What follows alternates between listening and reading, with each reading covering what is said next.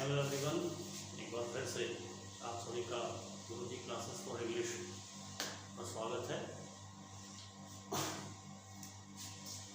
New श्रृंखला को आगे बढ़ाते हुए आज का जो वीडियो है ये 10 to 15 ईयर्स ऑफ एज 10 से 15 वर्ष के बच्चों के लिए और उनके पेरेंट्स के लिए है। मैं लगातार आपसे जो बात कर रहा हूँ इस बात के पीछे कुछ कारण हैं। लाइफ में सक्सेस हासिल करना बहुत अच्छी बात है, लेकिन उस सक्सेस पर लंबे समय तक टिके रहना और वहाँ से आगे की तरफ बढ़ना, इसके लिए हमको लाइफ स्किल्स सीखने की आवश्यकता है। और सबसे बड़ी समस्या ये है कि हम बाकी चीज़ों को तो सीख रहे हैं लेकिन लाइफ स्किल्स में हम कहीं ना कहीं पीछे हैं। और ये मुद्दा जो मैं लेकर के आपके सामने आया हूँ, लगातार स्टडी से हट करके मैं लगातार बात कर रहा हूँ, because study is not everything. वो स्टडी सब कुछ नहीं है, स्टडी सब कुछ नहीं है, बहुत कुछ हो सकती है लेकिन वो सब कुछ नहीं है। उसके साथ में life skill is also part of study. Life skills ही हैं जो आपको जीवन की परिस्थितियों से जूझना सिखाते हैं। सिर्फ इसकी हम बात आपसे कर रहे हैं। आपने ये तो पढ़ लिया कि किसी एग्जाम में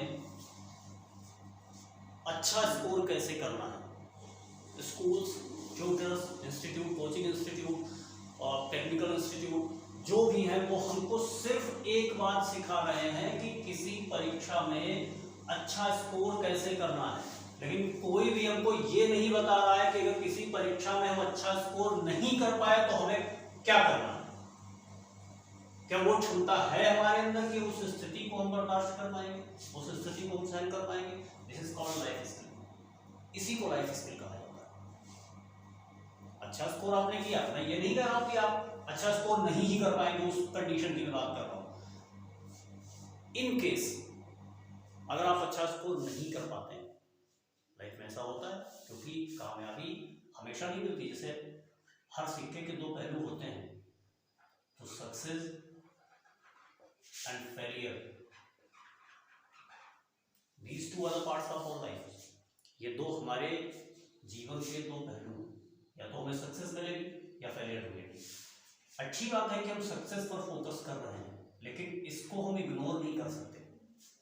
असफलता, हम सफलता पे फोकस कर रहे हैं, अच्छी बात है, लेकिन क्या इसको हम निकाल ही देंगे? जब ये है, इसका डर है, इसीलिए तो सक्सेस की वैल्यू है। इसीलिए तो हम चाहते हैं कि अगर हम मेहनत नहीं करेंगे तो हम हमारे हाथ सक्सेस नहीं, फेलियर आएगी। कभी कभी चांसेस, कभी चीजें डिपेंड करती हैं और हमारे हाथ फेलियर लगती है। इस सिचुएशन में हम क्या करें? क्योंकि आप एक बहुत मोटी सी बात समझिए कि 15,000 वैकेंसीज हैं और 4.5 लाख लोगों ने फॉर्म अप्लाई किया है।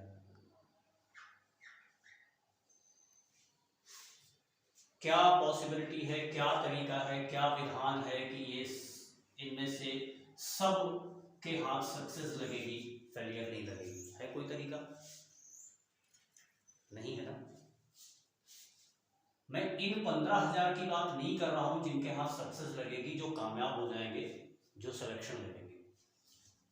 मैं बाकी इनमें से बचे हुए बाकी लोगों की बात कर रहा हूं कि आपको लाइफ को आगे कैसे बढ़ाना है। इस तरीके की बात, क्योंकि ये कोई बाहर के नहीं है, ये सब भी हमारे अपने ही हैं और इनके प्रति भी हमारी जिम्मेदारी बनती है। तो जो मुख्य बात है वो यही है, सिर्फ इतना नहीं मेरा कहना है कि लाइफ में सक्सेस और फेलियर दोनों चीजें हैं और दोनों को ट्रीट करना हमें सीखना होगा। और यही लाइफ स्किल हमको सिखाता है। हम सिर्फ सक्सेस के पीछे भाग रहे हैं, हम ये सोचते ही नहीं कि अगर फेलियर होगी तो उस कंडीशन में हम क्या करेंगे। ये बहुत जरूरी है कि इसके साथ में एक चीज आपने करके चले। और सीधी सी 100 की सीधी एक बात, मोस्टली आप देख रहे हैं स्कूल्स, कोचिंग इंस्टीट्यूट, जितने भी संस्थान हैं, ऑनलाइन क्लासेस, ऑफलाइन क्लासेस, सभी लोग एक बस कुछ इस तरीके से आपको बता रहे हैं, स्टडी का एक ऐसा जो है सीन क्रिएट कर दिया गया है कि वो आप दूसरे पक्ष की तरफ लोग चाहते ही नहीं कि आपका ध्यान जाए, तो यहां तक आपको आने ही नहीं देंगे कि अगर हम यहां पहुंच करके और 2 साल 4 साल जिंदगी के खत्म करने के बाद अगर हमारे यहाँ सक्सेस ना लगी, मैं बद्दुआ नहीं दे रहा हूं मैं आपको, एक बार सोचना पड़ेगा आपको इस चीज के बारे में भी कि वहां तक जाने के बाद भी अगर आपके हाथ सक्सेस ना लगी, उस सिचुएशन में आप खुद को कहां पर देखते हैं, ये जरूरी है और इस पर भी बात होनी चाहिए। आप कोचिंग इंस्टीट्यूट तो चला रहे हैं, संस्थान चला रहे हैं, स्कूल चला रहे हैं, लेकिन क्या आप सबके जॉब की गारंटी देते हैं? अगर मैं 1500 बच्चों को पढ़ा रहा हूं तो क्या मैं सबके सिलेक्शन की गारंटी लेता हूं? नहीं लेता हूं। अगर आप किसी एग्जाम की तैयारी कर रहे हैं तो क्या आप लाइफ में कामयाब होने की गारंटी दे सकते हैं? नहीं दे सकते। इसका मतलब चांसेस, प्रोबेबिलिटी जो है 50-50% है, संभावना जो है सफल होने की भी 50% है और असफल होने की भी 50% है। तो इसलिए आपको दोनों चीजों को साथ में लेकर के चलना होगा। किसी एक चीज को अगर आप ध्यान देंगे तो दूसरी चीज छूट जाएगी और फिर बाद में वो आपको परेशान करेगी, जैसा कि हो रहा है फिलहाल। आज का जो हमारा वीडियो है ये 10 to 15 ईयर्स ऑफ एज के स्टूडेंट्स और इनके पेरेंट्स के लिए है। आगे की बात मैं आपसे इसलिए करने लगा क्योंकि ये नींव है, ये फाउंडेशन है। जब यहाँ से हम लाइफ स्किल्स को सीखेंगे तब वो लाइफ स्किल्स हमारी हैबिट में, हमारी आदतों में आएंगे, जिसको बोलते हैं जीवन कौशल। तब वो जीवन कौशल हमारी आदतों में आ जाते हैं और तभी हम आगे चल करके अपने आप को एक मजबूत इंसान के तौर पर इस दुनिया में प्रस्तुत कर पाएंगे। अन्यथा की स्थिति में ऐसा नहीं होगा।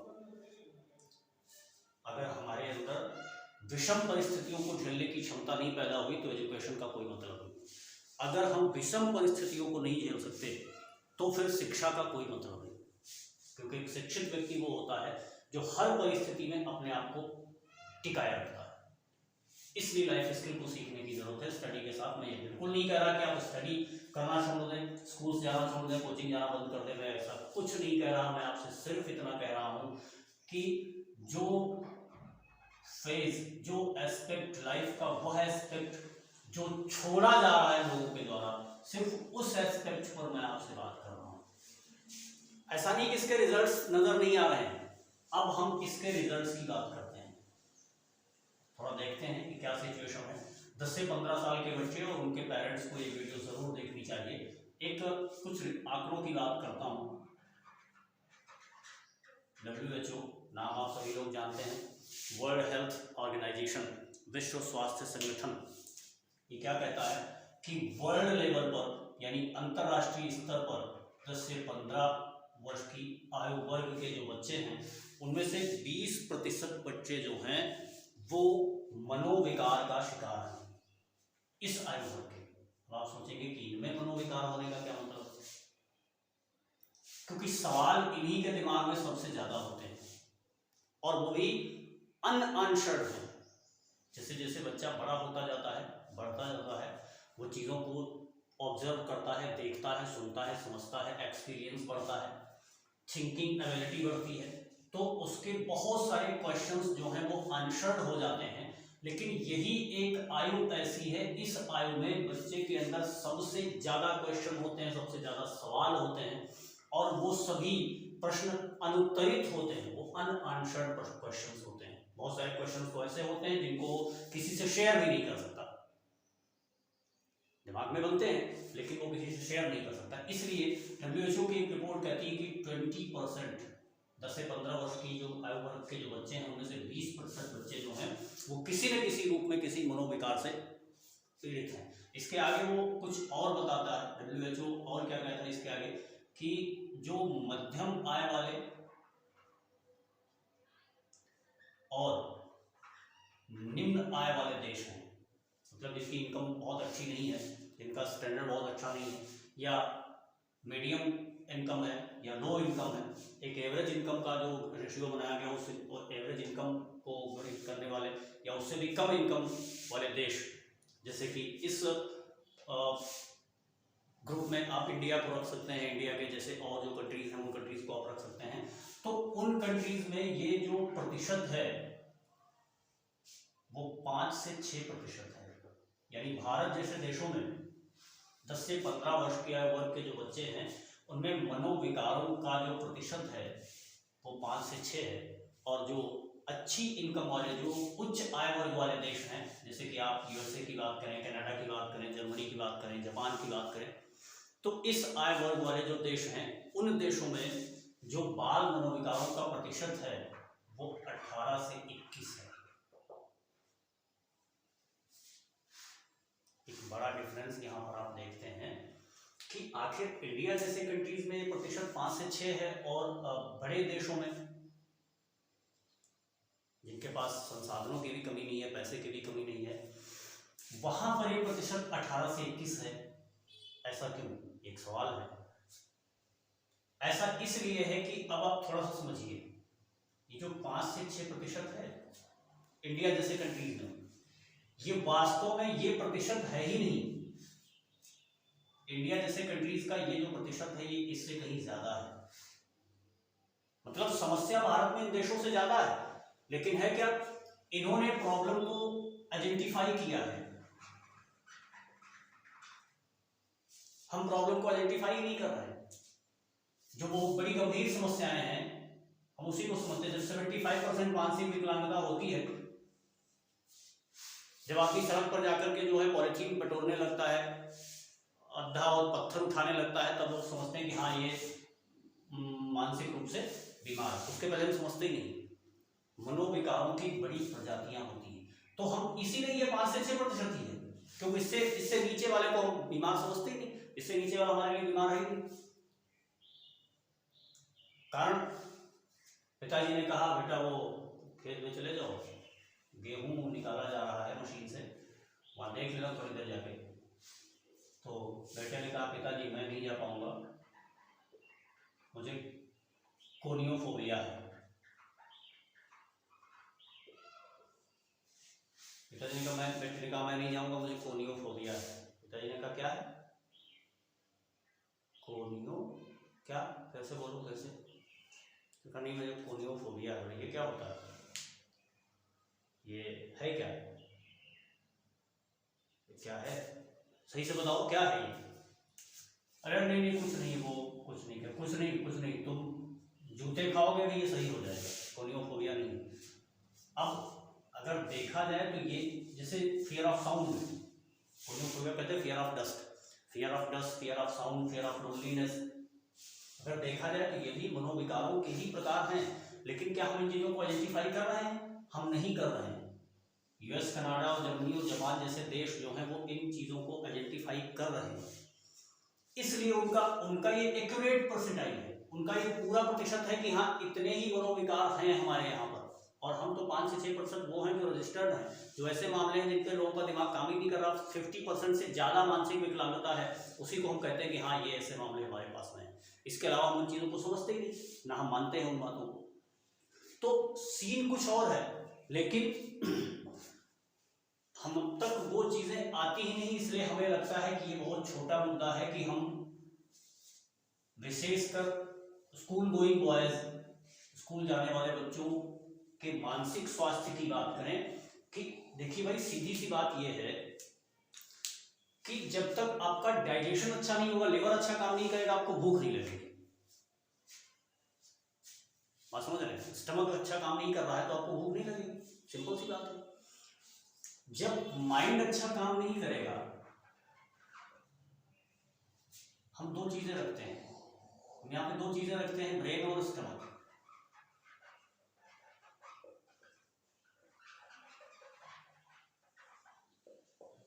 इन दोनों की भूख होती है, लेकिन बात यह है कि हम स्टमक की भूख को तो समझते हैं, ब्रेन की भूख को नहीं समझते।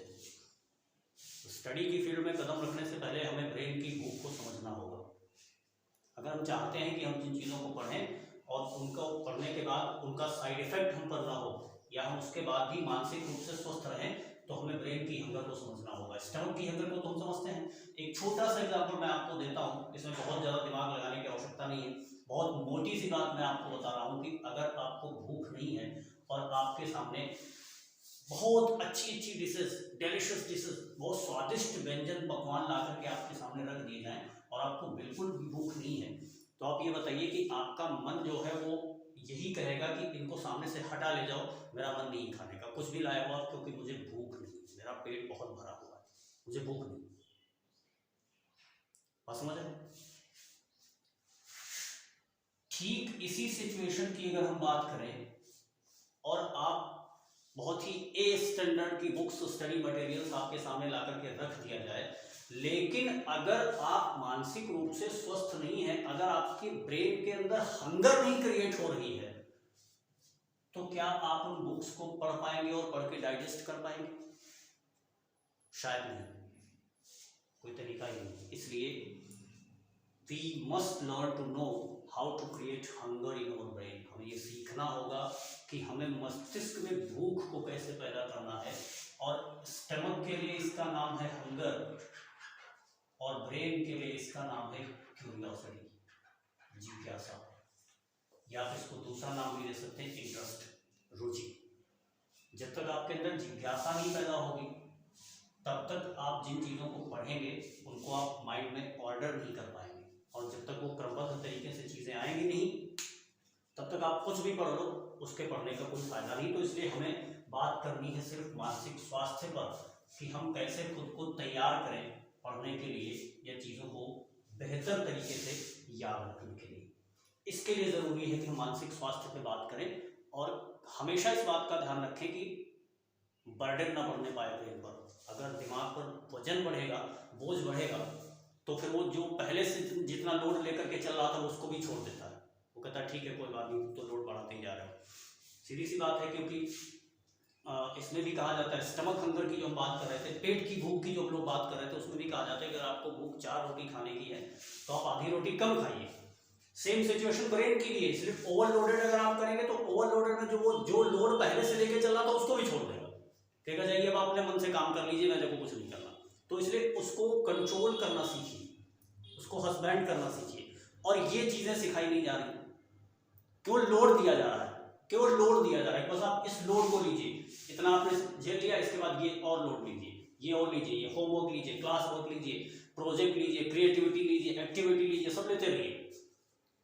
एक भी मिनट के लिए कोई हमसे ये पूछने वाला नहीं है कि बेटा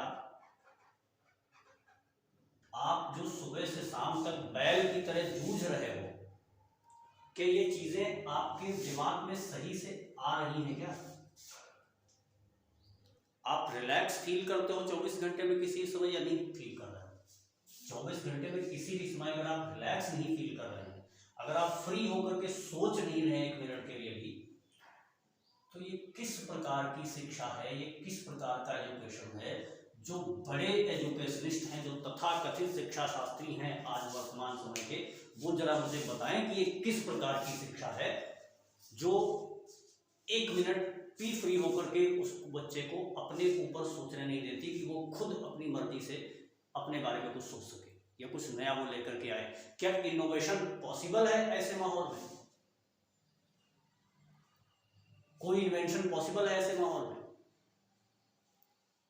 हमने कंप्यूटराइज्ड कर दिया है चीजों को, बच्चा मशीन की तरह काम कर रहा है, मशीन सोच नहीं सकती, फिर आप उसे सोचने की उम्मीद कैसे करते हैं? उसकी थिंकिंग एबिलिटी पूरी खत्म हो रही है।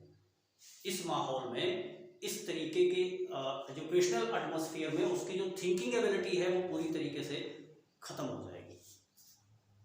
सिर्फ इसलिए ब्रेन को पढ़ना जरूरी है, ब्रेन को समझना जरूरी है, और ये सिर्फ स्कूल्स में नहीं होता है, ये उसके 24 आवर्स जो है बच्चे के। इसीलिए मैं पेरेंट्स को साथ में लेकर के चल रहा हूँ कि आप भी इन चीज़ों पर ध्यान दें कि क्या करना चाहिए। एक और रिपोर्ट की बात करता हूँ WHO की, ताकि आपको लगे कि जो मुद्दा मैं उठा रहा हूँ ये हवा में नहीं है, रिपोर्ट्स हैं। WHO एक और रिपोर्ट प्रकाशित की इसने 2020 में WHO ने, और इसने कहा कि सन 2020 के अंदर 1.5 मिलियन से ज्यादा, पूरे वर्ल्ड में 1.5 मिलियन से ज्यादा इस आयु वर्ग के बच्चों की डेथ हुई। 10 से 15, 10 वर्ष से 15 वर्ष के बच्चों की, और अगर इसका एवरीडे के हिसाब से एक रेशियो लिया जाए तो ये रेशियो 5000 मृत्यु प्रतिदिन के आसपास का है। 5000 मृत्यु प्रतिदिन के आसपास का रेशियो है। और ये जितनी भी डेथ हैं हुई ऑल वर्ल्ड, ये 10 से 15 वर्ष के आयु वर्ग के बच्चों की डेथ थी। ये WHO की रिपोर्ट बता रहा हूं, मैंने खुद घर से नहीं बनाई। अब विषम बात ये है, यहाँ पर एक विडंबना ये है कि जबकि डेथ का सबसे कम रिस्क जो होता है वो किशोरावस्था में होता है, एडोलेसेंस में होता है। एडोलेसेंस में डेथ का सबसे कम रिस्क होता है किशोरावस्था में, लेकिन यहाँ के आंकड़े कुछ और बता रहे हैं, इसका उल्टा बता रहे हैं कि 10 से 15 वर्ष के सबसे ज़्यादा बच्चों की डेथ हुई सन 2020 में। अगली बात क्या है, अगला फैक्ट में क्या बता रहा हूँ यहाँ पे। और अब भाई जाहिर सी बात है कि आपके दिमाग में सवाल उठेगा कि जब इस एज में डेथ रिस्क सबसे कम होता है तो आखिर सबसे ज़्यादा डेथ इनकी क्यों हुई। तो WHO यहाँ पर एक दूसरी बात कहता है, वो ये कहता है कि एडोलेसेंस जो एज है, जो किशोरावस्था है, इस एज में मनोविकारों का जोखिम सबसे ज्यादा होता है। साइकियाट्री का, मनोविकृतियों का जोखिम, मनोविकृतियों का रिस्क जो है वो सबसे ज्यादा होता है। तो आप अंदाजा लगा सकते हैं कि जो 1.5 मिलियन डेथ्स हुई 2020 के अंदर, इनके पीछे क्या कारण रहा होगा। इनके पीछे क्या कारण रहा, इनके पीछे कारण था साइकियाट्री, मनोविकार, सिर्फ यही कारण था इनके पीछे। यानी कि अनट्रीटेड चीजें हैं, अगर ट्रीट कर ली गई होती तो ये परिस्थिति नहीं होती। ये अनट्रीटेड है, इसलिए ये सिचुएशंस आ रही हैं आपके सामने, और हम लगातार किताब खोले बैठे हुए हैं। समझ नहीं आता कि ये कौन सी एजुकेशन हम ले रहे हैं और कौन सी एजुकेशन हम आने वाली पीढ़ी को इम्पार्ट करेंगे। पूरे सिस्टम को मैं दोष नहीं दे रहा हूं, एजुकेशन को दोष दिया ही नहीं जा सकता।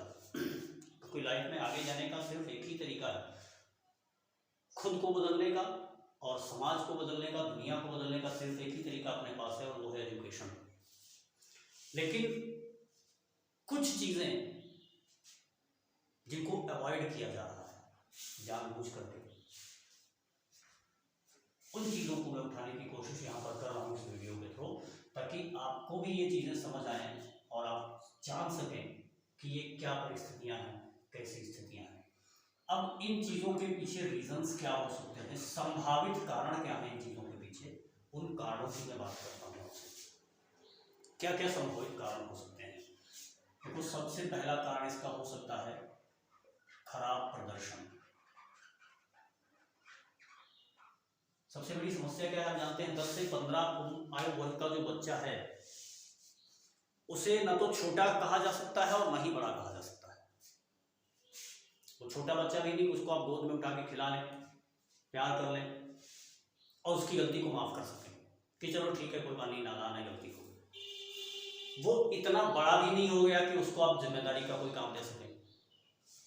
इसलिए यह एज जो है, ये एक बड़ी चिंताजनक परिस्थिति वाली एज होती है, और इस एज में जितनी जिम्मेदारी स्कूल्स की बनती है उससे कहीं ज़्यादा, उससे कई गुना ज़्यादा जिम्मेदारी पेरेंट्स की बनती है कि इस एज ग्रुप में आप बच्चों को कैसे ट्रीट करें। क्या कारण है उनके मनोविकारों का, क्या किस कारण से मनोविकार हो सकता है। खराब प्रदर्शन, देखिए मनोविकार कोई ऐसी बीमारी नहीं है जिसको आप ये समझ लें कि बच्चे को 103 डिग्री बुखार होगा और बिस्तर पे पड़ा रहेगा तो आप जान जाएंगे कि इसके अंदर मनोविकार है। मानसिक रूप से स्वस्थ होना और मानसिक रूप से बीमार होना, इनमें बहुत बारीक अंतर होता है। कभी कभी सिम्टम्स यानी लक्षण कभी कभी नजर आते भी हैं और कभी कभी नजर नहीं भी आते हैं।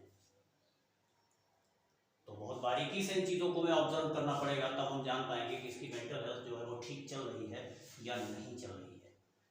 रीजंस क्या हो सकते हैं मनोविकारों के, क्या कारण हो सकते हैं, इनमें से कोई कारण अगर आपको नजर आता है तो उसको दूर करने का प्रयास करिए, बेहतर रहेगा। सबसे पहली चीज खराब प्रदर्शन। काहे में किसी भी चीज की परफॉर्मेंस, कोई प्रतियोगिता हुई, स्पोर्ट्स है, एजुकेशन है, कोई रिजल्ट आया किसी परीक्षा का, किसी के एग्जाम में बैठा था उस एग्जाम का रिजल्ट आया, या सामान्य तौर पर उसको कोई काम दिया गया, कोई मान लिया कोई प्रतियोगिता थी स्कूल में, कहीं दूसरी जगह, कुल मिला के वो अच्छा परफॉर्म नहीं कर पाया, उसका प्रदर्शन खराब हो गया।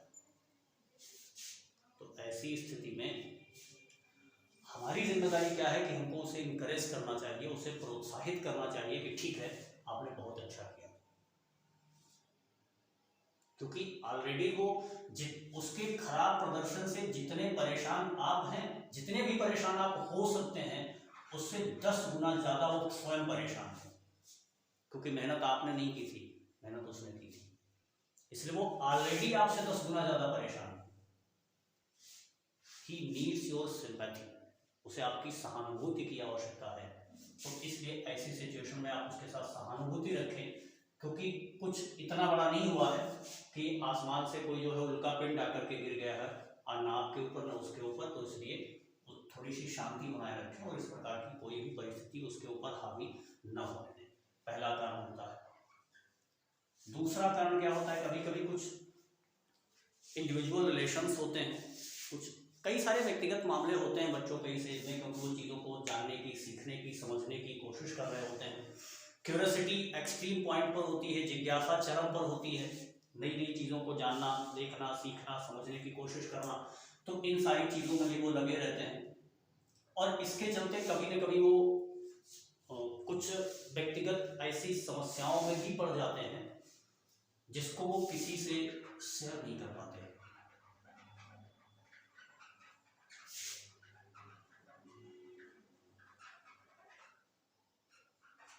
ये उसकी इंडिविजुअल प्रॉब्लम्स भी, जो साइकियाट्री है, जो मनोविकृतियाँ हैं, उसका कारण हो सकती हैं, उसकी कुछ इंडिविजुअल प्रॉब्लम्स। अब ये प्रॉब्लम्स ऐसी हैं, ना वो मम्मी के साथ शेयर कर सकता, ना पापा के साथ शेयर करता, ना बड़े भाई के साथ शेयर कर सकता है। तो ये भी उसके सामने बड़ी गंभीर समस्या होती है कि वो क्या करे, क्योंकि उसे पता है कि हमें, अगर हम घर पे बताएंगे तभी कूटे जाना तय है, नहीं बताते हैं तो प्रॉब्लम रहेगी। तो वो कुल मिलाकर के फिर इस निष्कर्ष पर पहुंचता है कि चलो जो होगा देखा जाएगा। जब लोग ऑटोमेटिक जान जाएंगे, जब लोग स्वतः जान जाएंगे तो जान जाएंगे, उसके अलावा मैं पहले बताने की कोशिश नहीं करूँगा। इसका समाधान क्या हो सकता है? इसका समाधान ये हो सकता है कि आपका जो एटीट्यूड है, आपका जो दृष्टिकोण है, 10 से 15 वर्ष के बच्चे के यदि आप पिता हैं, तो आपका जो दृष्टिकोण है बच्चे के प्रति, वो किसी समय में, ये नहीं कहता कि आप हमेशा उसका ऐसे खोपड़ी सहलाते रहो, भैया मेरा लाल, मेरा मुन्ना, ऐसा मैं करने को कुछ नहीं कह रहा हूँ, लेकिन आपका दृष्टिकोण जो है वो किसी समय ऐसा होना चाहिए जैसे कि आप बहुत ही सॉफ्ट हार्टेड और आप एक फ्रेंड के तौर पर उससे बात कर रहे हैं। कभी कभी उसकी जैसी नादानी की बातें भी आप उससे करिए, कभी कभी उसके जैसी मूर्खों वाली हरकतें भी आप उसके सामने करिए, ताकि उसे ये लगे कि जो मुझसे हो गया है ये कोई बड़ी बात नहीं है, ये बात पिताजी को बताई जा सकती है। लेकिन तब जब ऐसा रूप उसने आपका कभी देखा है, तभी वो उस चीज़ों को आपसे बताएगा। और मुझे लगता है कि बेटा अगर सिगरेट पीता ही है, इसका मतलब ये नहीं कि उसका सिगरेट पीना बहुत ज़रूरी है, क्योंकि इस एज ग्रुप में 10 से 15 जिसकी मैं बात कर रहा हूँ, इस एज ग्रुप में नशे के शिकार भी मोस्टली जो हैं वो एडल्ट्स जो हैं वो हो रहे हैं। 10 से 15 साल के जो बच्चे हैं, 15 साल 16 वर्ष 17 वर्ष तक के बच्चे जो हैं, ये नशे के भी आदी हो रहे हैं। ये बात भी देखने में आई। तो मेरा मानना सिर्फ इतना, मेरा कहने का मतलब सिर्फ इतना है कि अगर बच्चा सिगरेट पीता ही है, आपका माहौल कुछ ऐसा होना चाहिए, आपका एटीट्यूड बच्चे के साथ कुछ ऐसा होना चाहिए, आपके टर्म्स बच्चे के साथ कुछ ऐसे हो कि अगर वो सिगरेट पीता ही है तो वो आपके सामने भी आपसे छुपा के, मैं ये नहीं कह रहा हूँ वो सिगरेट पिए, cigarette is just only example, cigarette is just only a example.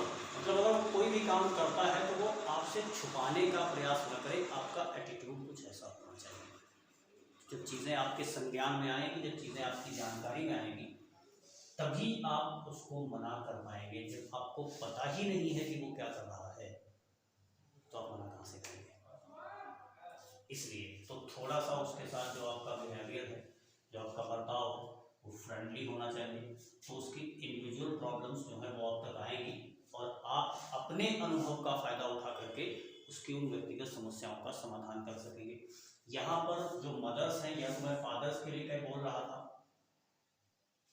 यहाँ पर जो मदर्स हैं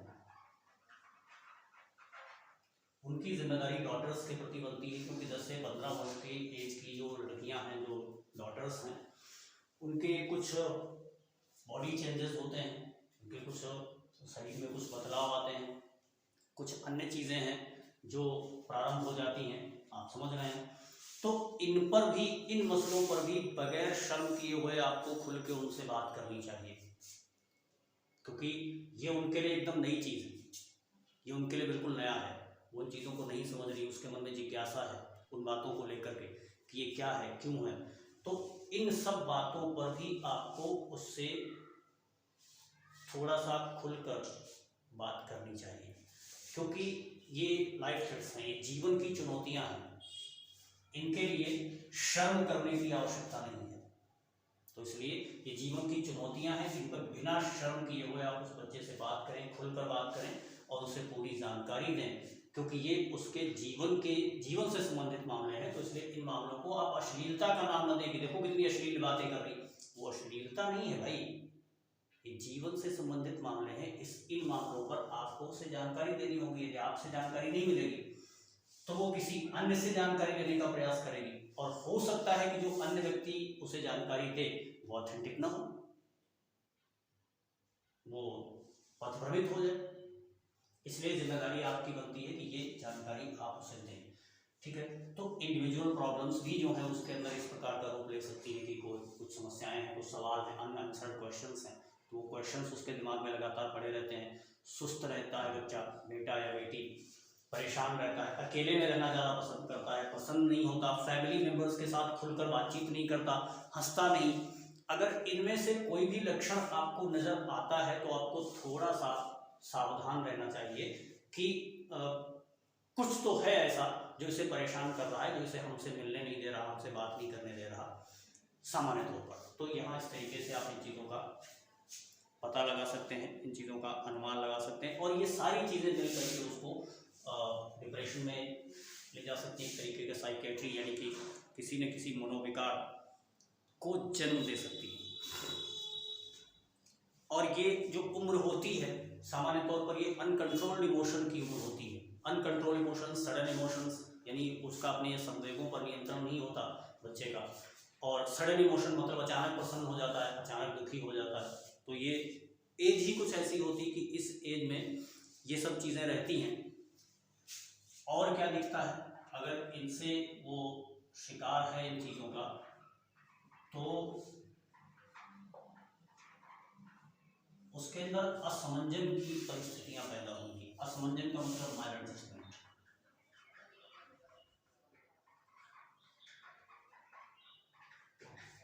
यानी माहौल के साथ, चाहे वो स्कूल हो, घर हो, समाज हो, वो उनके साथ एडजस्ट नहीं कर पाता है। और इसका भी कारण स्कूल, घर और समाज ही है, क्योंकि ये कुछ स्पेशल नीड वाले बच्चे हैं। यदि आपको इन बच्चों के अंदर इस प्रकार की चीज़ें दिखती हैं तो उसको एडजस्टमेंट करना आप सिखाएं। ऐसे बच्चों को सिर्फ और सिर्फ एक चीज़ की ज़रूरत होती है, और वो होती है लव एंड अफेक्शन।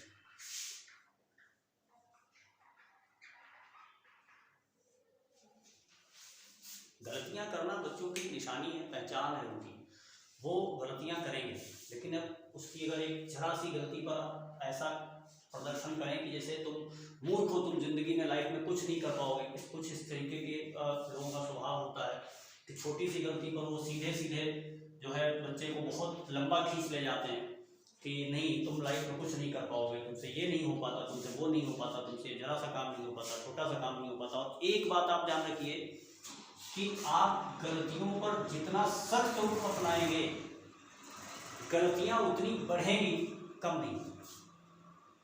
एक बार अगर आप उससे ये कह के देखिए कि चल छोड़, कोई बात नहीं, हो गया कोई बात नहीं, छोड़ो। अगर आप एक बार ये करने की कोशिश करेंगे तो वो थोड़ा सा कॉमन या नॉर्मल फील करेगा। वो नॉर्मल फील करेगा तो आप समझते हैं कि रिलैक्स ब्रेन जो होता है, जो रिलैक्स ब्रेन होता है वही अच्छा काम करता है। तो उसको आप रिलैक्स कीजिए, कुछ बहुत बड़ा नहीं हुआ है, छोटी सी कोई गलती है तो उस गलती पर इतना ज़्यादा प्रेशर देने की, इतना ज़्यादा दबाव देने की आवश्यकता नहीं है। तो इन चीज़ों को आप ध्यान रखेंगे, उम्मीद करता हूँ। और ये जो प्लेलिस्ट मैंने स्टार्ट की है सिर्फ लाइक, शेयर और सब्सक्राइब के लिए नहीं है, वो आप पर डिपेंड करता है। अगर आपको लगता है कि जो चीज़ें, जो कंटेंट मैं आपको दे रहा हूँ, क्योंकि यहाँ पर मैं सिर्फ लाइक, शेयर और सब्सक्राइब के लिए नहीं खड़ा हुआ हूँ, उसके लिए बहुत सारे चैनल्स हैं, बहुत सारे वीडियोस हैं जो कहना तो नहीं चाहिए लेकिन कुछ इस तरीके की भी जानकारी देते हैं जो बड़ी भ्रांतिपूर्ण होती है। और मतलब उन्हें सिर्फ लाइक, शेयर और सब्सक्राइब से कुछ ऐसा कैप्शन आपको लिखा हुआ मिलता है जिस कैप्शन को देख करके आप वीडियो खोलने पर, उसको देखने पर मजबूर हो जाते हैं, लेकिन जब आप उसके अंदर जाते हैं, उसके कंटेंट में जाते हैं तो बहुत ही वाहियात कंटेंट होता है। तो इसलिए मैं लाइक, शेयर और सब्सक्राइब के लिए कभी नहीं बोलता। बस एक बात मैं आपसे बोलता हूँ कि वीडियो तभी प्ले करें जब इसे पूरा देखने का आपके पास समय हो और एकदम रिलैक्स मूड में देखें। वीडियो पूरा देखें। आपको अगर लगता है कि जो कंटेंट मैं यहाँ पर लेके आ रहा हूँ, जो कंटेंट मैं आपको दे रहा हूँ, इसकी अन्य लोगों को ज़रूरत है, तो समाज के हित में जो अगर इतना मैं कर रहा हूँ तो आप भी इतना कर सकते हैं कि आप उसको शेयर करें। लेकिन वो डिपेंड आप पे करता है, पूरी तरीके से आप पे डिपेंड करता है। मैं लाइक, शेयर और सब्सक्राइब की बात कभी नहीं करता, क्योंकि मुझे लगता है कि अगर मैं मेहनत सही दिशा में कर रहा हूँ और अगर ठीक बात चीज़ें मैं आपको बता रहा हूँ तो इतने तो आप खुद ही सोच सकते हैं इतना कि ये मेहनत जो है काबिल तारीफ है। और अगर हर उस वीडियो पर, जिस वीडियो को आप पे लगता है मैंने मेहनत की है, तो उस मेहनत को आप अपना प्यार दें, आशीर्वाद दें। और इसी के साथ जय हिंद। अगले वीडियो में आपसे दोबारा मुलाकात होगी। नमस्कार।